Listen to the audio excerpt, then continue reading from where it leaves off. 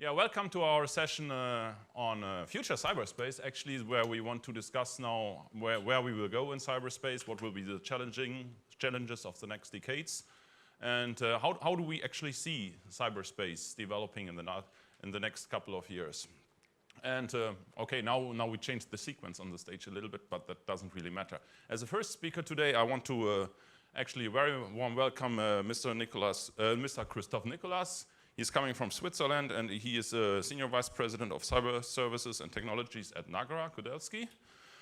He has a bachelor and master degrees in computer science from Swiss Federal Institute of Technology, Lausanne, and a Horn degree, actually also an MBA on degree from IMD Lausanne. And he will talk about red teaming this morning with us.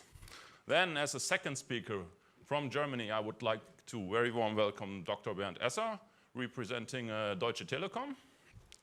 He finished his PhD studies actually in experimental physics at the University of Bonn, and he's the head of Cyber Defense Center of Deutsche Telekom and director of CERT in the same position. And as the third speaker, I would like to welcome on our stage Professor Steve Jun. So in the agenda, we still have him as MIT, which is not wrong, but it's not his first affiliation. Actually, his first affiliation is the University of Swansea. And he's a chair of cyber network and security relationship science analytics at Swansea University. And at the same time, he's also a member of our program committee. Very warm welcome to you. And finally, as the new subject matter expert of the session, you have met him already on Wednesday afternoon. I'd like to welcome back on the stage Dr. Jens Tölle from Fraunhofer FKIE Germany. He is the head of Cyber Analysis and Defense Department at Fraunhofer and also a lecturer at the University of Bonn. And he will serve in this section as a subject matter expert. And yeah, it's very, very nice coincidence actually to have you back on our stage, because I wanted to start this session this morning actually with coming back to your presentation on Wednesday. So for all those who have not been in this room, he was talking about situational awareness concepts within the scope of active cyber defense. And we focused on responsive cyber defense within this. And this was actually also related back to last year's CyCon conference, because last year this was one of our workshop topics and the topic of the entire conference. And last year we already discussed what will be the way ahead in cyber defense and what role active cyber defense will play. So 1 year has passed. Jens, do we see a trend already going towards active cyber defense? At least I hope so, that we'll see a trend. This session is about future trends, and you learn a lot about future if you take today's position and look back and try to remember how the internet looked like 10 years ago, perhaps 20 years ago. You see that so many things have changed, and this will happen in the future as well. And so we need additional concepts to defend our networks. Active cyber defense is this concept, and I believe that's it's a good selection of topics for today's discussion. Red teaming is really important in this area, and to really learn from the practice, to have someone from Deutsche Telekom here who is they are facing the let's say real problems, and they have to think about how to defend their networks in the future as well. I think so, all, and together with the third issue as well, this is all really important to improve our future internet, future cyberspace. So very good. So you think like it's especially for a focus on training of people, as you mentioned, red teaming, for example. Yeah, definitely. This is very good. Actually, when we see all these new malware coming, and for example, when we think about Heartbleed, so we saw Heartbleed coming up, and then what was the reaction actually of people? This is something I think Christophe NICOLAS will address in his speech. But when we really see something like Heartbleed coming up, so you're really caught with a bad vulnerability, how do your people actually react? Nervous. Nervous? Some of them. Yeah. And okay. others ignore. I think he will come up with a nice graphics on this in the end anyway. But maybe I should address this question to you directly. So how do people react in such situation, Christophe? Yeah, I think it's an interesting topic when a global issue like that appears, and you can see that unfortunately a very small amount of people really were on top of the topic and were able to react promptly, as you will see in my presentation. Yeah. And still, I think it's an exposure as of today from a big chunk of the internet servers. So, and as a summary, so the training of people is really important. Yeah. In terms of training of teams and also training on reaction. And capability to react no matter what you are aware. Yeah. And you need to be aware first to react, and then you need to have the means to act. Very good. Ladies and gentlemen, Christophe Kudelski has a presentation on red teaming the internet. Good luck with that. As the first speaker of the morning, now we are actually very curious to hear this. The stage is yours. Yeah. So good morning, and thank you for attending the third day at 9 a.m. So I know it's always a challenge to be there. And again, thank you very much to the Center of Excellence for that opportunity, as well as I think we need to mention Estonia as also a role model for the world, because having a head of states very much involved in such kind of issue is, I think, what we all need when it comes to awareness and security. So, red teaming, why is that important? So from my 20 years of experience in fighting piracy, so maybe just 2 words on Kudelski, we have been active in securing media content, as well as also providing some managed security services in cybersecurity. And I think there is only one thing that we need to know in security is that we don't know. So it's very important to remain very humble and to always try to learn from our strengths and weaknesses. So that's, I think, the main reason for me that we are here talking about red teaming, because that's a nice way. And I picked one definition. I think there is multiple definitions for red teaming, so I picked the one from our host. But at the end, it's trying to change the view and the lenses and put yourself into the enemy standpoints to try to learn from your strengths and weaknesses. So it's very important, and I think moving forward, you need to be able to do that on a regular basis, so even on a real-time basis when it comes to cyber and cyberspace. So let's put the context into perspective. So as Admiral Rogers mentioned, I think 2 days ago, the cyberspace can be compared to the sea, and when it comes to red teaming, you know your strengths and forces.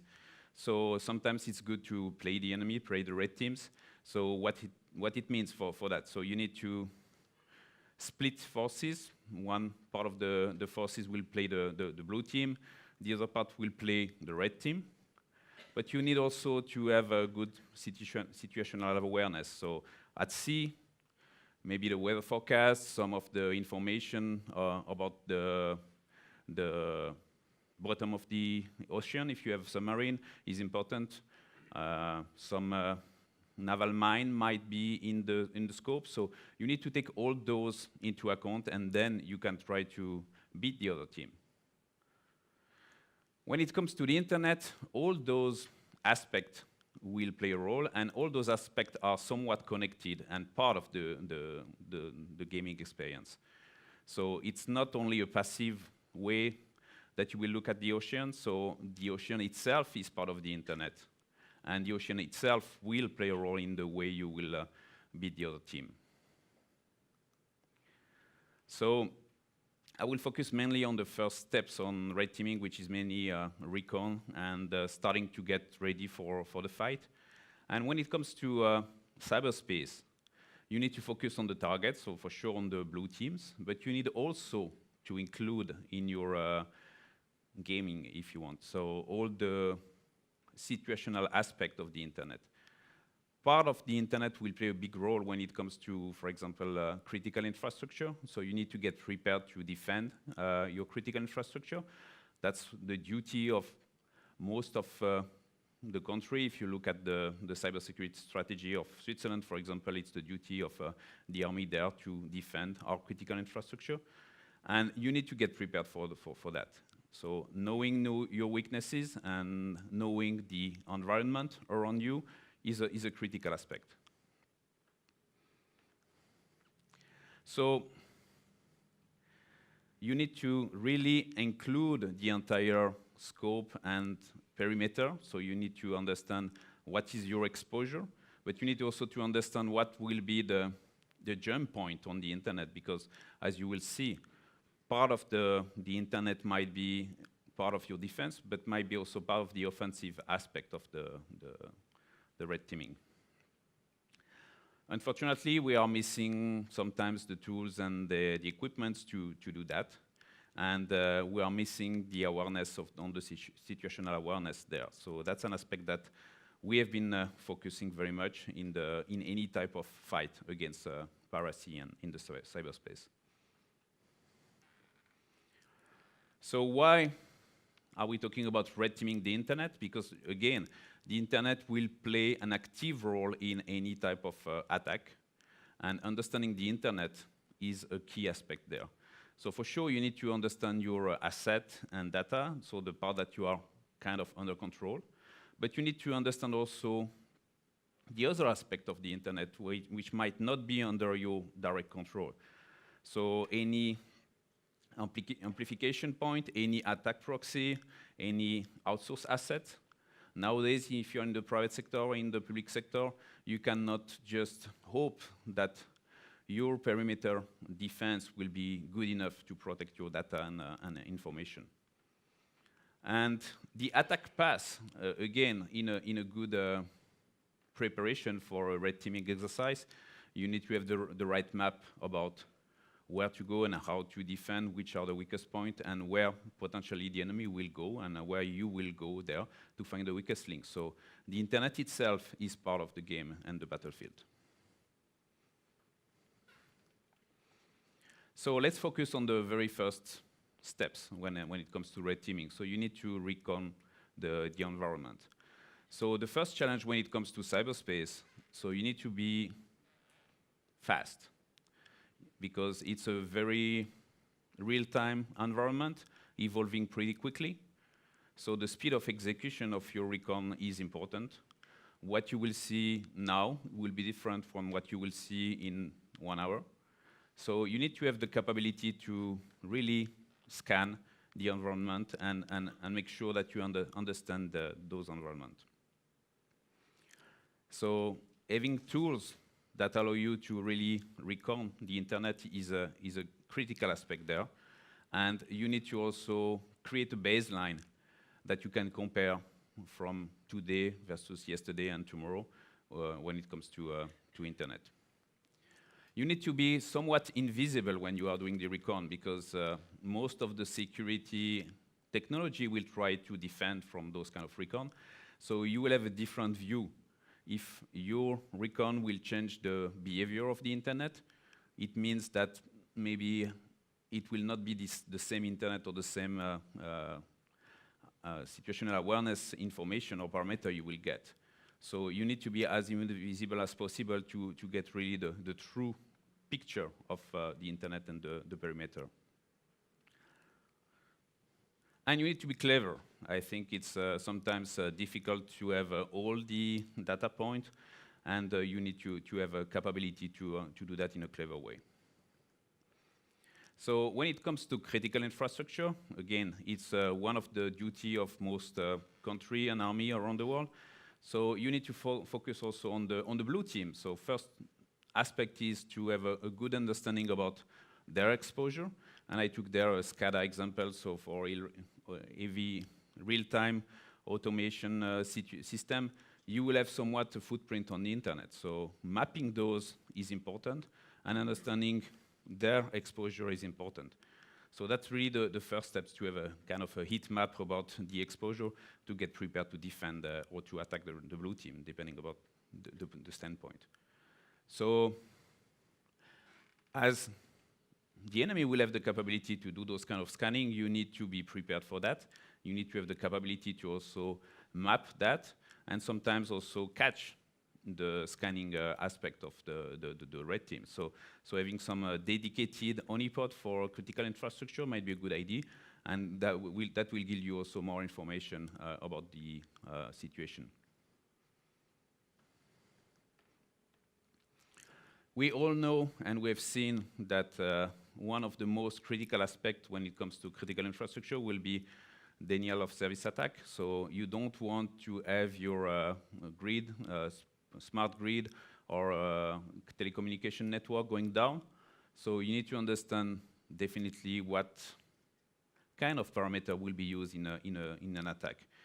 So we've learned in the past that capability is growing. You have more and more devices and sensors exposed in the internet, but you have also amplification means that give to the attacker a very strong presence to attack you. So back from the 3 gigabit per second type of attacks that Estonia was facing a few years ago, we know that now we are talking about 400 gigabit per second type of attack that is nowadays available there.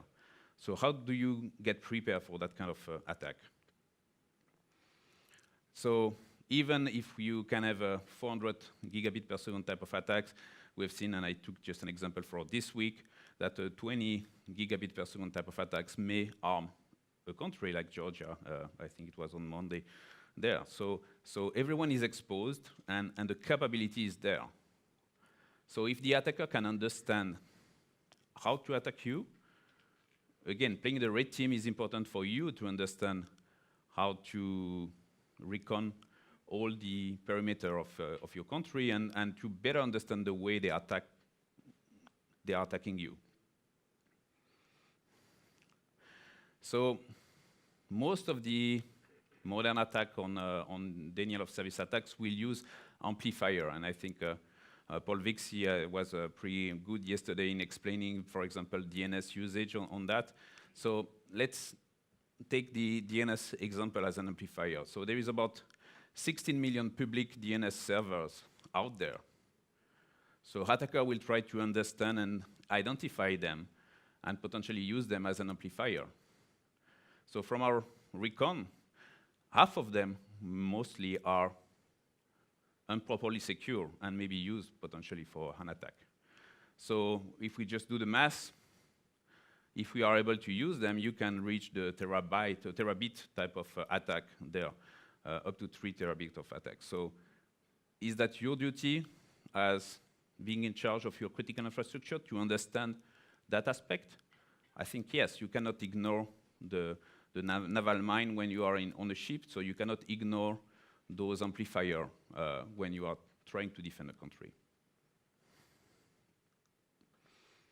There is definitely challenges there, because I think we all know that doing the recon broadly, or red teaming the internet, is not that straightforward. You are missing most of the time a legal framework to do it. So most probably you need to adapt the regulation, the legal framework to support your duty as a head of the cyber defense in a country to really do that kind of global recon. You need the appropriate tooling and expertise and access to the network. It's difficult to look at the sea if you're on a submarine without a sonar, so you need to have the tooling that will give you that situational awareness on the internet. You need to have the right people also to tackle that. I think it was also well described yesterday. Maybe the skill set of a cyber soldier is slightly different than a traditional soldier, and you need to make sure that you keep them involved and interested by the task. So you need to keep them also, you need to keep them also trained, and that's an important part of the game. If you don't see, if you are not playing a global red teaming approach on a regular basis, most of the times the team will forget or don't understand the entire scope of the attack. And when it comes to the recon phase of the red teaming, you need to have the right pace. And I think we were just mentioning the Heartbleed attack there. So you need to have the right pace to do the recon. And the internet today will be different from the internet tomorrow. and therefore all the amplification point, the type of attack will evolve, and you need to get ready for that. But you need also to have the tool and the team to fix issue as soon as you have doing the red team exercise and you are doing the after action review. So you need to have the capability to fix what you have learned from the red teaming exercise. We mentioned Heartbleed. So as any company connected to the internet, we have a lot of customers that were exposed by that. So we give them some information about their exposure, but also about the internet exposure. And we have seen and we have monitored during the first 2 weeks after the Heartbleed disclosure, only 15% of the exposed web server were patched. So we just checked, I think, a few days ago, and about 82% of the web server have been patched in 10 months. So it means that still 18% are exposed by weaknesses that has been broadly explained to the world 10 months ago. So is that good or bad? I think times will tell, but if you are really in charge of the critical infrastructure, I hope that you are more in the 15% part and not on the remaining 18%. So the takeaway, to make it simple, being in charge of a critical infrastructure or being connected to the internet is a very difficult task. As a country, you may be in charge through your cybersecurity strategy for defending those critical infrastructure, and definitely playing the red team is an important and I think appropriate way to get ready for that. But by the nature of the internet, the recon phase of a red team exercise needs to be adapted to the ecosystem, therefore to the internet. And for that, you need the right tooling, you need the right teams, and you need to have the right legal framework to do it. So by essence, with the net neutrality, having a global internet for all is a challenge in that kind of task. So without the segmentation of the internet, you need to consider the internet as the global battlefield and need to be prepared for that. So you need to have the right map of the battlefield and the right understanding about what is happening in the battlefield there. So it's definitely a challenge because, again, most of the times in your country you don't have the right capability and legal framework. But bear in mind that I think the attackers don't really care, and they are ready and they are doing their recon as of today. And so be prepared to defend and to complete your job there. Thank you very much.